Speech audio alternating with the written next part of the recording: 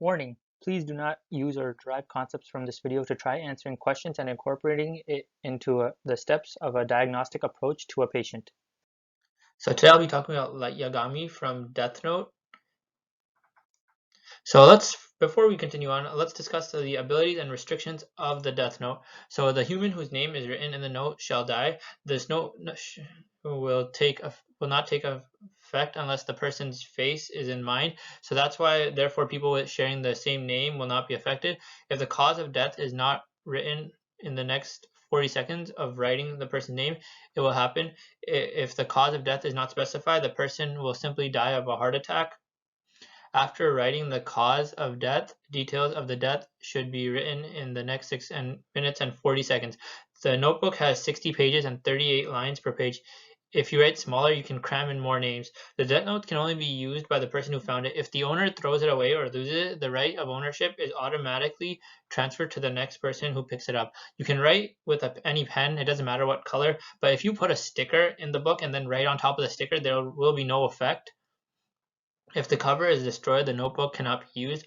The owner will not die if their own name is written in the book.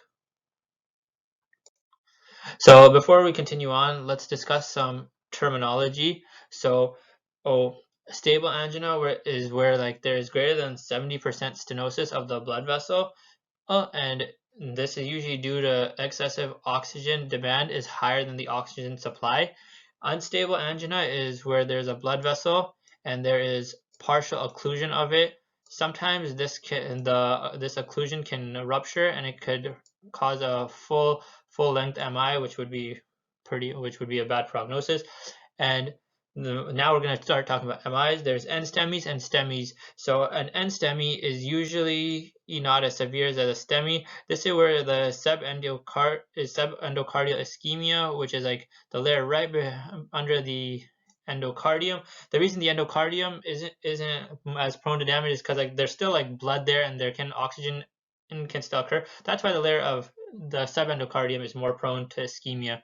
So that's that. And so the EKG, when you read it, the signal can still travel upwards and downwards. So like that way and that way.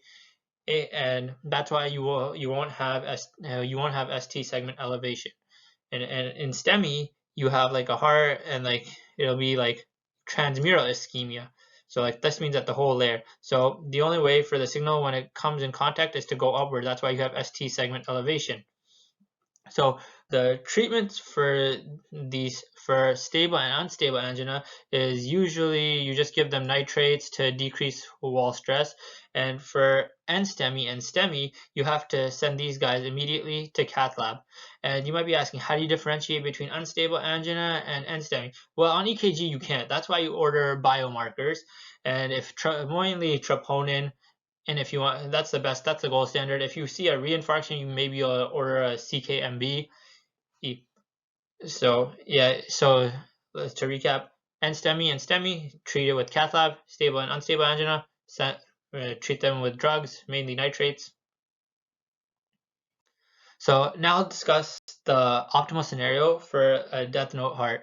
Okay. So you have to know when the heart attack is going to occur, and in the way usually the pathophysiology you can compare it to is maybe like an accelerated MI, but like an extreme version of that, where like the heart just ages and just randomly dies. So I think the best scenario here would to have like one heart like on standby, and then you do a thoracotomy and you massage the heart. The reasoning for this would be because if you write the person's name and the heart is like somehow connected to the body already and you're trying to replace it as quick as possible, the death note might consider that still part of the person and both hearts might just die. So you would have to wait for that heart to die first and then you can put in the second heart. So while you're waiting for the death note to occur, you can manually pump the heart with your hand just to cause circulation throughout the body, or you could put like a ventricular assisted device. That's exactly what it sounds like. There's a device on the ventricles. It's forcing it to pump to the rest of the heart.